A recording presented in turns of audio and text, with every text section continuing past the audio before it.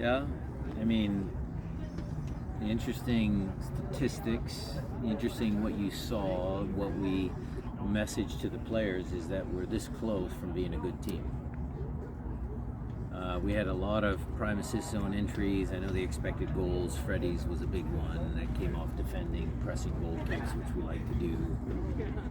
But we had a lot of guys get into the prime assist zone, so our reflection, our coaching points is what do we do when the ball does get there? Because Leo Chu had a bunch of opportunities to get in there, Jordan a couple times, but we're not getting anything out of it. So how do we balance, getting into the box, into the prime assist zone, movement in the box, rewarding ourselves from the work that it takes to get there, balancing that with maybe a few more shots from distance, other ways to score. Look, obviously set pieces are critical in our league. Their first goal comes off a corner kick that, their player makes a play. We have good servants. We have guys that can serve the ball, and we need some guys to make plays on some of our set pieces.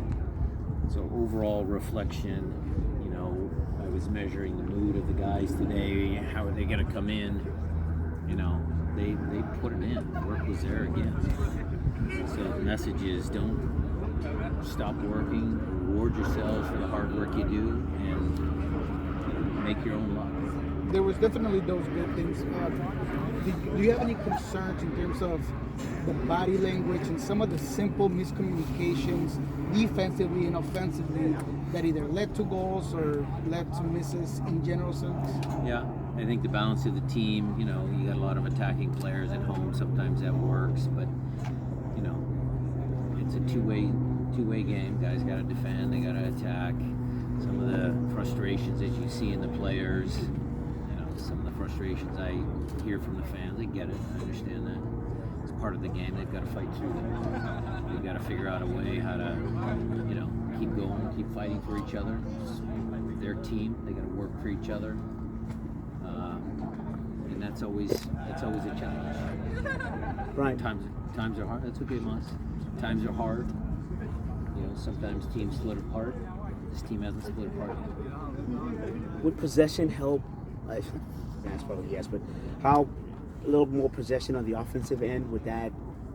It depends where, Maz. Possession is look. How many games have we seen where a team outpossesses somebody 65 to 35, and a team of 35 scores 2 goals? It was flip-flop for us, but it could go either way. Possession.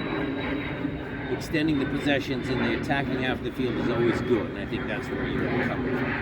And then in that, is there a need to go possessing and going left to right maybe, so that way you can move the defense a little Changing around? the point of attack opens up more gaps, yeah, for sure. I don't think we ever established any possession in their part of the field. Or not very often, I should say. A couple of 15 minutes here, 10 minutes here, but not consistently. It looked like you guys changed up your press. If I'm right, it looked like a 4-3-3 press as opposed to your 4-4-2. How effective did you Which part of the game? First part or second half? Early part, especially. Is that? What did you think of your press's effectiveness? Early on, not very good. We made some adjustments at halftime. We actually started pressing 4-4-2. Wasn't working.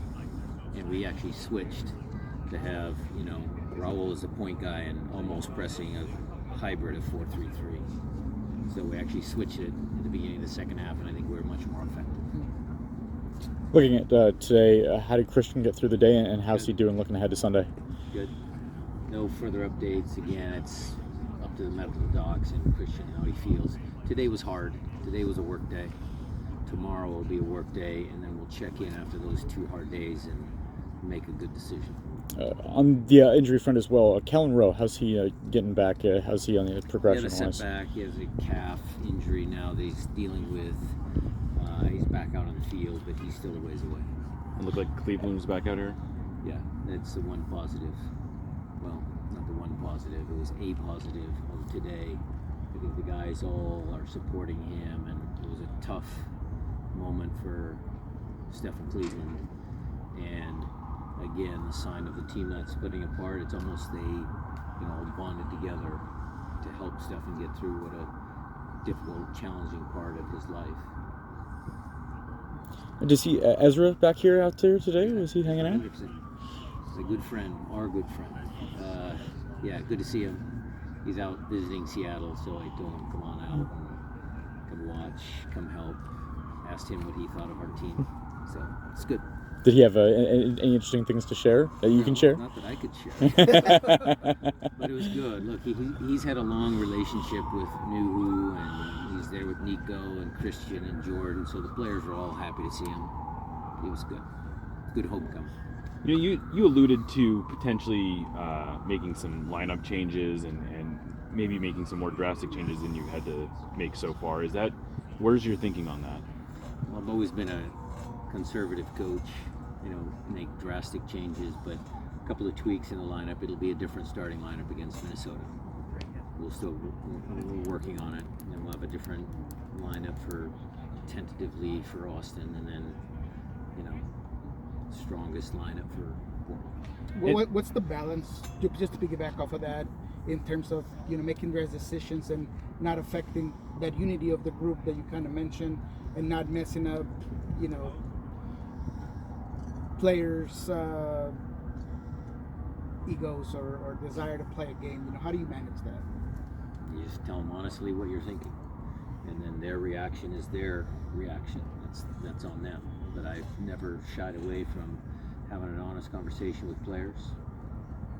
So some of those have already taken place, and more will come. But players are always disappointed when they come out of games or they don't start. I like that. I actually think that means they care.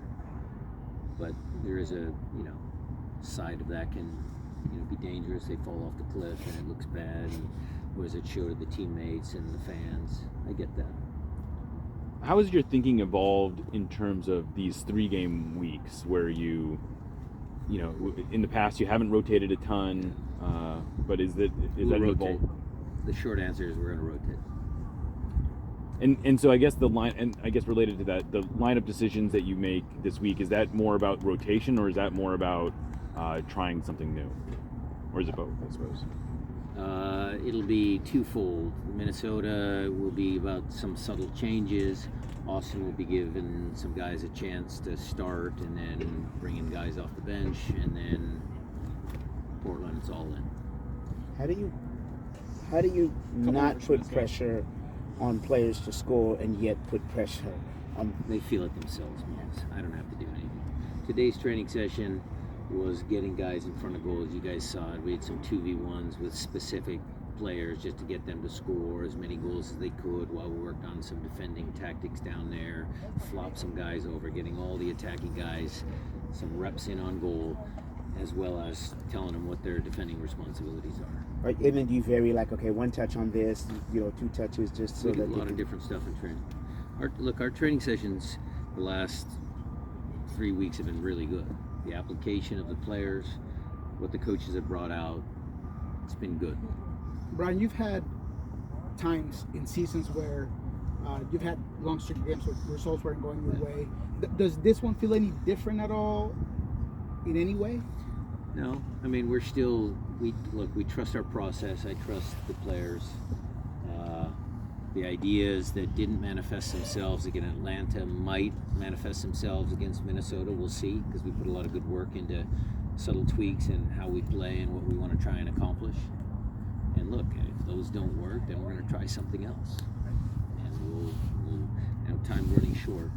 Times excuses are, going to run short here as well, but we're still going to keep trying. Now you mentioned Portland. I know that you have one more game, but were you surprised, and what were your thoughts of Giovanni Silveres' dismissal, 1 game away before the Classico? That's Portland's decision. Feel bad for Gio. I mean, he's a good guy, but I understand it's pro sports. Gio's always been a fierce competitor. I think he did a good job in Portland. I have a ton of respect for him. So I reached out to him. But their decision, Portland as an organization, their decision.